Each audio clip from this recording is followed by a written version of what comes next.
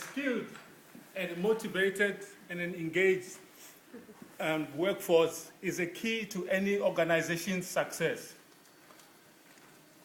Unilever is the company that we're looking at. Winning with people.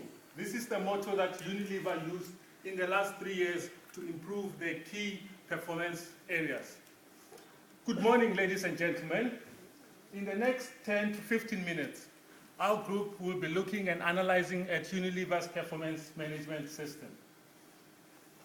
With over 170,000 employees worldwide, Unilever's key challenge is that of managing people. So, one might ask, why did Unilever need to make this change in their key performance areas? Sandeep, do you want to explain to the class why? Sure. Thanks, Michelle. So, as Michelle mentioned, that Unilever is a company with 170,000 employees. We all know if we want to change one small thing within ourselves, how difficult it is. So imagine a company trying to change it for 170,000. And so for any organization, even a great company like Unilever, one usually needs a kick in the back before they start thinking. Okay? So this is the reason why they thought they needed to change. Their sales were dropping, their market shares were dropping, and most importantly, if you see the right graph, if you compare the future growth potential of, say, Unilever and P&G, you can see the big difference. So that's what shocked them, and they decided to do a change. Now, an organization of a size of Unilever, they can't change it in an incremental fashion. So they decided to go big bang. And they decided to concentrate on these 4 pillars. Since we are in an OBHR class, it's pretty obvious which one we are going to concentrate on. So we are going to concentrate on the winning with people one. And before they did this, they stepped back and did an analysis on their operating companies using this framework. What does this framework show? For a global company, how are their operating companies working with each other? Are they dependent? And at the same time, what's the level of centralization? So when they did this analysis in 2008-9, they realized they were at the yellow end at the bottom, where most of their operating companies were acting as independent companies. And so they were almost hopelessly local. So there was no single culture across Unilever, and that's when they decided to change that. And I think the first thing they did was to look at their HR, take their non-critical processes, and give it to a third-party outsourcer. So that's how they started. And so now, coming to the part of the presentation actually. So we are going to focus on the performance management model, how it changed in 2010. But now we all know that it's been really successful from 2010 to 2013. So we are not going to go with the advantages. We are going to do the difficult part of trying to critique it. And we actually have someone from Procter & Gamble, so I think we'll hear a lot of comments. So, back to you. Okay. Thank you, Sandeep. So from what Sandeep has just explained to us, now we can see that Unilever has now become a performance management orientated company. So what I'm going to do now is to actually call upon Aviv, who himself is a former Unilever employee, to explain to us how Unilever does the goal setting. Aviv. Before I start with how the goal setting happens, I would like to focus on the performance management wheel, which is the Bible of the entire Unilever. This model basically has 2 parts. One is the outer periphery, which shows the individual steps that an individual goes through, right from his setting of goals, developing his training and facilities, his rating, his feedback, and eventually his differentiated pay. What governs all this model is the inner circle, which we also call as the standard of leadership, how he has performed it. So there are 2 aspects of any goals which you do it. One is like the what of the performance, and one is the how of the performance. So next slide. So in this presentation, we will only concentrate on the 5 more important aspects. This is a snapshot of my own KPI which I had. So on the second column, it shows my leadership qualities which I need to display, the qualities which I need to show to achieve it. The extreme right is the what of the performance, that is the what I need to achieve in the end of the year. So this is a snapshot of how it is, and it is always measured on the standard of leadership which is given. So what are the cons of this? Idealistic, when I felt like if you have too many goals set for yourself, you might prioritize it. And each goal of you is linked to your pay. It's like your variable pay depends on your goals. So if you prioritize it, you may, on a longer run, you might give an importance to one goal, but on a longer run, it might be detrimental to the company because you not focus on other goals. The second part is like, if I give you a goal today, if you're in a basketball match and like I feel like count the number of dunks which happens, you're too focused on something, you might just forget that there's a mascot who is running around. So like, it can be like if you give too many goals and you become too focused on something, and then you probably lose out the other aspects of the company which is equally important, like making friends in the company. The third and one more realistic, which can be like, there are a lot of goals which are not on your own control. It can be market driven, it can be anything. And if you set something which is unrealistic, it can act as an automatic demotivator. So we have some recommendations. So we thought like, let's use a model called a SMART model, to be more specific, to be more measurable, to assign people, to be more accountable, and then to be more realistic and time bound. While we were designing this model, we thought like Unilever has already walked this path. So we thought like we should recommend to be much more smarter. So the smarter model, basically the E stands is to evaluate your processes which you have set, evaluate the goals that you have set, and using the R, which is the revise, is to like, we need to, once we find the findings from our evaluation, we revise the goals and set it to a realistic standards. Okay, thanks Michelle. Okay, thanks Navid. So see, Navid just explained to us how the goal setting works at Unilever. So when the goals are set, what happens now? How do they meet these goals? How do they achieve their targets? Julia, do you mind to explain how they actually make this to their performance rating system? Thank you, Miso. So after an employee setting his or her 3+1 goals, what happens next? An employee will get his performance rated based on whether he or she already achieved their goals or not. Now, this performance rating will be on scale 1 to 5, with 5 being the highest performance.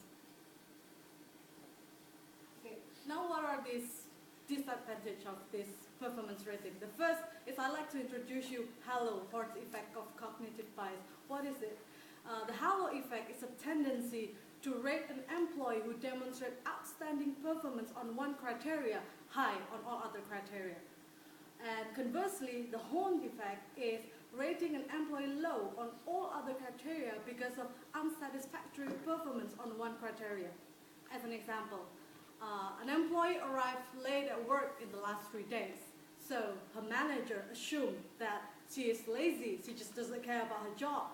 Well, when there's maybe a possible explanation such as her car broke down or her babysitter was sick so she couldn't show up, or maybe there has been a bad weather. Now, the problem is because of one negative aspect, a manager may assume that an employee is a poor worker. Now, that may unfairly influence the overall performance evaluation of an employee. Now, what is the second performance rating disadvantage? First of all, because of this performance rating system, this will create a performance-driven workplace. And this performance-driven workplace may create a very, very stressful working environment. And this can lead an employee burnout. And of course, will actually decrease an employee performance. What are our recommendations? First of all, we already identified who's the 5-star employees, who's the first-star employees. Now, what an organization needs to do is, for the first-star employee, we need to train them, we need to educate them so that they can improve their working performance. And of course, for the 5-star employees, we still need to educate them. But what happens is we need to widen their knowledge and their skills so that they can so that they can reach higher. Now, regarding the 2, 3, and 4 stars, we need to tailor. We need training which tailor their specific needs. What are their needs? What are they lacking of? And then, of course, we need to prevent the halo and horn effect. So what we need to do is an organization needs to set up a system where they can log everything, where they document everything, where they, for all the employees' behavior for the whole performance evaluation period. So what happened after the performance rating, Michelle? Okay. Okay. I think it's now becoming clearer to you how Unilever manages their performance management system.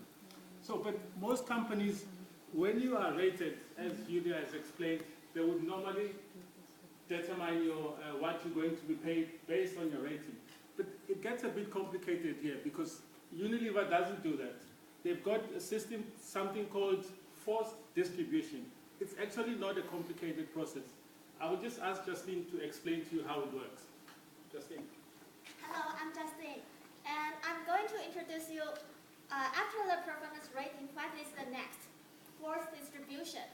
And there's a committee called FRC, Functional Resource Committee. They will collect the performance of the past 3 years from the employees, and they will make this metrics. The red is the employees who are in the lowest performance. Yellow and white are in the middle, and the people in the green area are the top achievers. So the main change from before and after 2010 is that before 2010, 2/3 of managers are allowed to be in the green area, but now only 1/4 of the managers are allowed to be in the green area.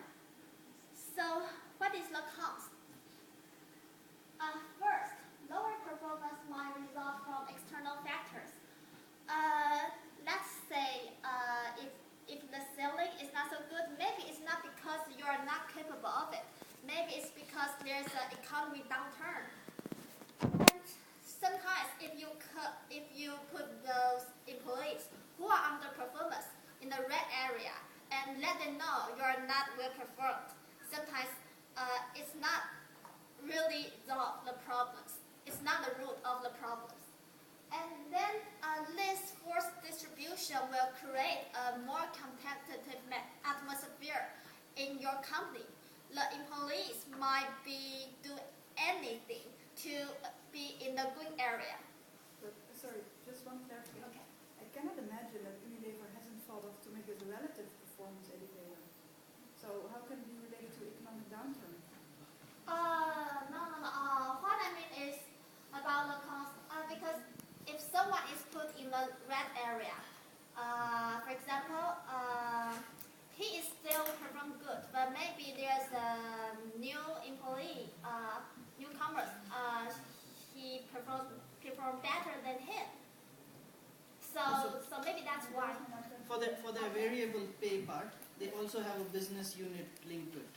And sometimes for an employee who is 2 years experienced or 3 years experienced, can't actually influence the business performance. But his salary drops because his business unit did not perform. So he can get demotivated. So in an economic downturn, if my variable pay is going to compare to my business unit performance, my salary will drop down to no reason. After that, we cannot control. Shall we move on? The last 2 minutes. Okay, so we have 2 recommendations. And the first one is we need to set up a mechanism to identify the employees who are underperformance earlier, so that we can discover their potential, because they might be a slacker in this department, but they might be a superstar in the other department. So we can make his job rolling to the other departments. Okay. Thank you, Justin, for explaining. Like I said, the force distribution can become a bit complicated, but Haley would actually explain to us the link between the rating and the differential pay. Then to make it clearer to you how it actually works. Haley, please. Okay, I will try and make this quick. Prior to 2010, about 50% of the salary was your base salary, and the other 50% was variable pay, so bonuses, for example. But in 2010, to make the atmosphere more competitive and to try and speed up, to increase people's performance, They dropped the base salary to only be 35% of your total compensation package and made the other 65% variable pay. So there are definitely some cons to doing this. It does tend to be able to create a more hostile work environment, and it can lead to the breakdown of teamwork. If employees are more interested in self-promotion and trying to get the bonuses, they might not work as well with the team, but only be looking out for their best interests and not the best interests of their department or the company. And also, employees that might be perceived as the lower performers might just be excluded altogether.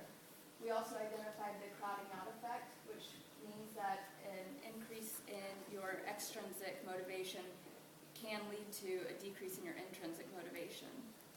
So our recommendation is really to make sure you find a good balance between your extrinsic motivation and your intrinsic motivation.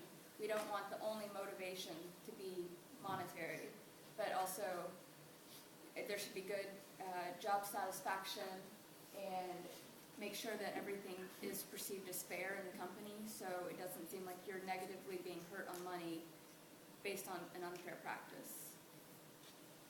Okay, thank you, Heidi. Don't you all love it when a plan comes together? We just explained how Unilever does their performance management. In the interest of time, my job was to sum up what everybody said, but I don't have to because they've explained, and I think it's much clearer. But before we proceed to the question session, we just would like to make a short announcement. Myself and the rest of the team would like to invite you for a light lunch after all the presentations.